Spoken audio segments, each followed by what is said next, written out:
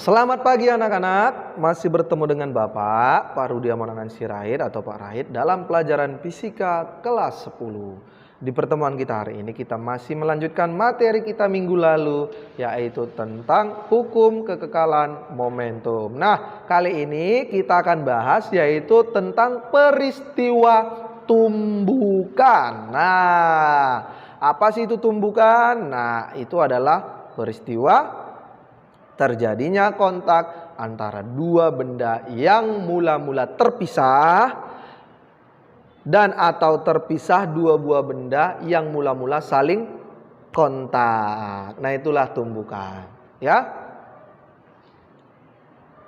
Contoh-contoh dari tumbukan itu misalnya apa? Nah, misalnya nih kita bahas satu-satu ya. Peluru yang ditembakkan dari senjata. Pak, kenapa itu peristiwa tumbukan? Nah, coba kamu bayangkan dulu senjata atau tembak. Nah, ya.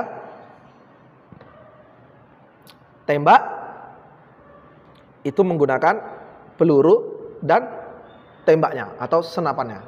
Nah, jadi ketika dia ditembakkan, terus pelurunya keluar, tembaknya terdorong ke belakang. Jadi kan gini, desa gitu kan. Jadi kan tembaknya ke belakang, pelurunya ke depan. Nah, itu juga peristiwa tumbukan, gitu ya. Yang kedua, orang yang naik skateboard dan tiba-tiba meloncat. Nah, contohnya gini dah. Orang tersebut misalnya lagi naik skateboard. Shoo! Terus tiba-tiba dia melompat ke belakang. Tek. Ah, gitu. Sedangkan skateboardnya itu jadi ke depan. Nah, itu juga peristiwa tumbukan, ya. Kemudian apa lagi? Orang yang naik perahu dan tiba-tiba meloncat. Nah, contohnya itu misalnya dia sedang naik perahu, ya kan? Misalnya dia bergerak ke timur. Kemudian dia tiba-tiba melompat ke barat. Cep. Ah, itu juga peristiwa tumbukan. Oke, apalagi misalnya bola yang dijatuhkan. Nah, bola yang dijatuhkan. Kemudian nanti akan terpantul-pantul. Nah, bola yang dijatuhkan itu ketika dia jatuh, pantulannya tidak akan sama tingginya dengan setelah dia memantul. Tidak akan sama tingginya. Mungkin sebelum dipantulkan segini tingginya, kemudian dia mantul, kemudian balik. Paling dia nyampe sini. Dia tidak nyampe ke titik semulanya. Nah, itu juga peristiwa tumbukan dan seterusnya sampai dia ke lantai. Seperti itu ya.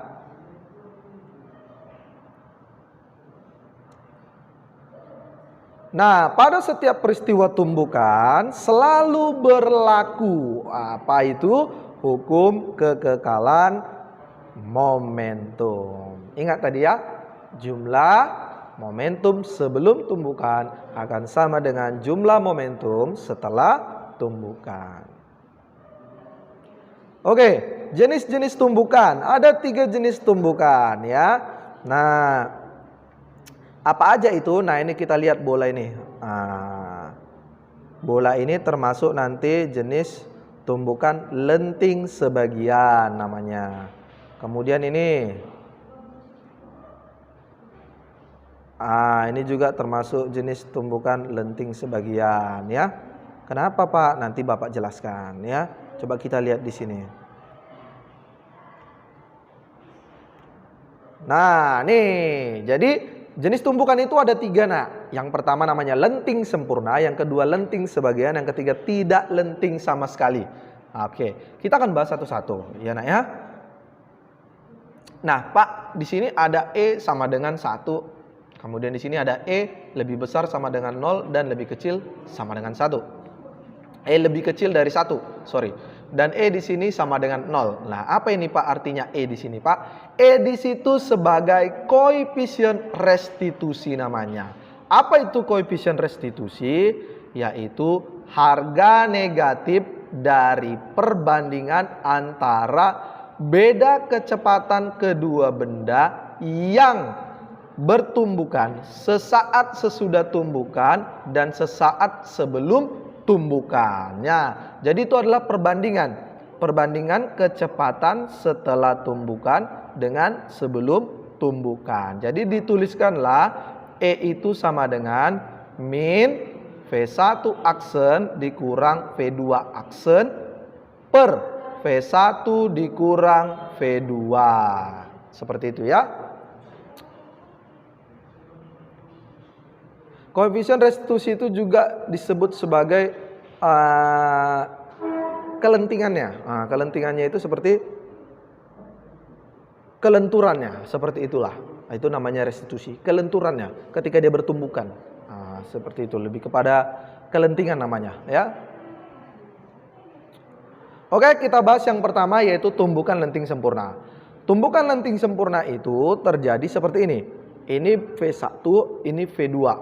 Ini benda 1, ini benda 2. Mereka setelah tumbukan, nah, mereka kembali berlawanan arah dengan arah kecepatannya mula-mula. Nah, itu namanya lenting sempurna.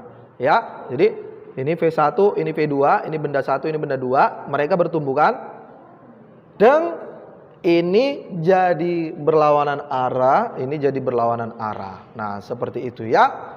Makanya di situ berlakulah hukum kekekalan momentum, seperti itu ya.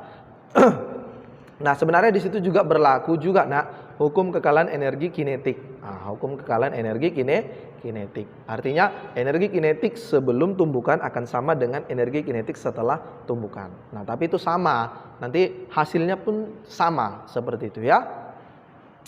Oke, jadi di situ dirumuskanlah, di situ berlaku hukum kekekalan momentum yaitu P1 tambah P2 sama dengan P1 aksen tambah P2 aksen. Seperti itu. Nah, untuk koefisien restitusinya tadi ingat yang tadi sebelum slide ini, yaitu berapa nilai koefisien restitusinya, yaitu 1. Jadi E-nya itu 1, maka 1 sama dengan min P1 aksen kurang V2 aksen per P1 kurang V2. Seperti itu ya anak ya. Nanti kalian akan lebih memahami pada contoh soal yang akan Bapak berikan ya. Kemudian tumbukan lenting sebagian. Nah, pada tumbukan lenting sebagian juga tetap berlaku hukum kekekalan momentum, yaitu P1 tambah P2 sama dengan P1 aksen tambah P2 aksen. Nah, bedanya apa Pak? Bedanya itu di koefisien restitusinya, yaitu E-nya. Nah, kalau tadi lenting sempurna, E-nya itu 1, kalau ditumbukan lenting sebagian itu E-nya itu antara 0 sampai 1. Nah, gitu ya. E lebih besar dari 0 dan E lebih kecil dari 1. Nah, gitu ya, Nak ya. Berarti E-nya di sini nanti kita lihat berapa yang diketahui. Misalnya berapa? 0,5, 0,4, 0,9, 0,8 dan seterusnya. Seperti itu ya, Nak ya. Tumbukan tidak lenting. Tumbukan tidak lenting itu artinya dia lengket. Nah, tergantung siapa yang lebih besar momentumnya. Apakah ini akan terdorong ke kiri atau ini akan terdorong ke kanan. Gitu ya. Itu tumbukan lenting. Tidak lenting ya. Jadi tumbukan tidak lenting, kecepatan kedua benda setelah tumbukan menjadi sama. Kenapa jadi sama? Karena dia ada lengket. Ketika dia sudah lengket berarti kecepatannya sudah sama setelah tumbukan. Gitu ya. Nah, pada tumbukan ini yang berlaku yaitu ini. Nah, ini. M1 kali P1 tambah M2 kali P2 sama dengan, nah ini digabung jadinya. Nah, kalau tadi kan sebelumnya M1 kali P1 aksen tambah M2 kali P2 aksen. Kalau ini tidak, V aksennya sama. Kenapa? Karena tadi sudah lengket. Berarti kecepatan benda 1 dan benda 2 setelah tumbukan adalah sama. V1 aksen sama dengan V2 aksen atau V aksen aja gitu.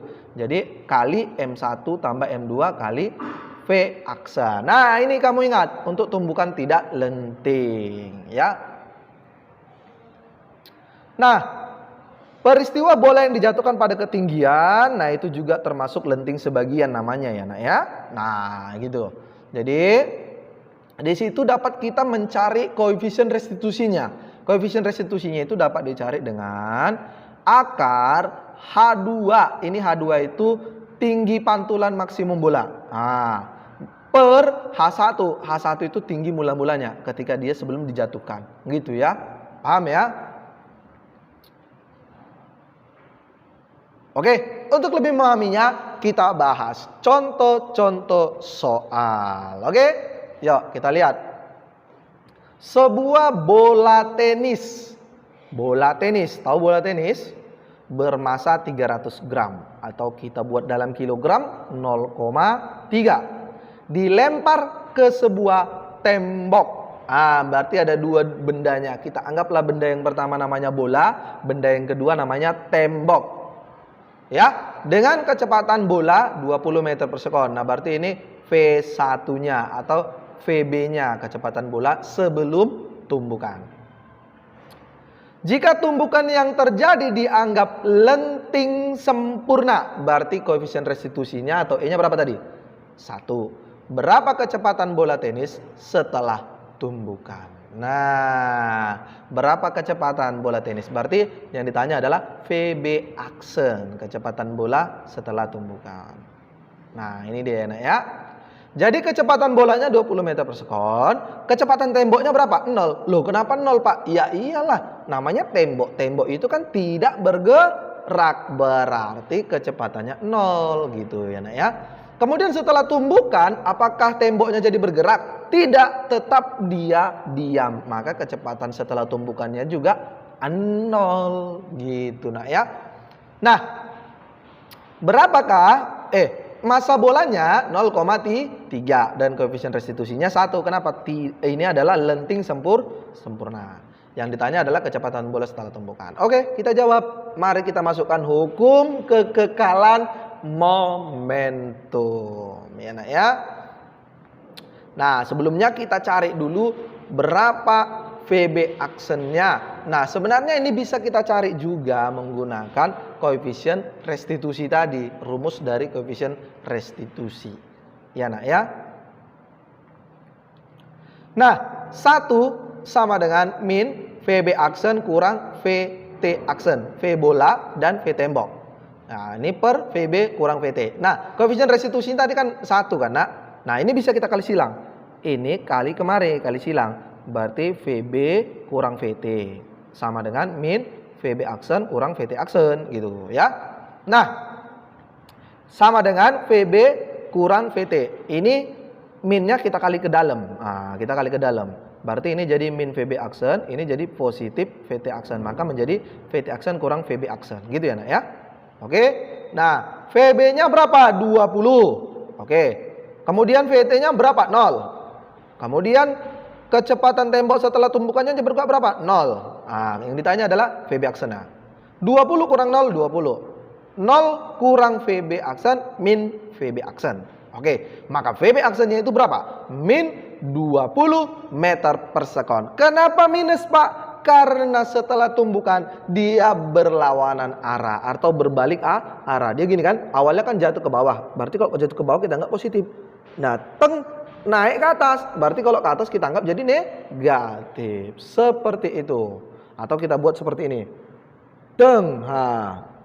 Mula-mula dia ke kiri, berarti ke kanannya kita anggap negatif. Atau mula-mula dia ke kanan, berarti ke kirinya negatif. Nah, tergantung apa pertamanya acuannya gitu kan ya.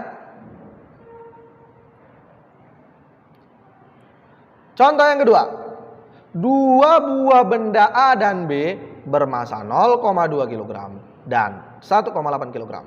Bola B diam. Oke, VB-nya 0. Sedangkan bola A bergerak mendekati bola B dengan kecepatan 5 meter per sekon. Nah, berarti itu VA-nya 5.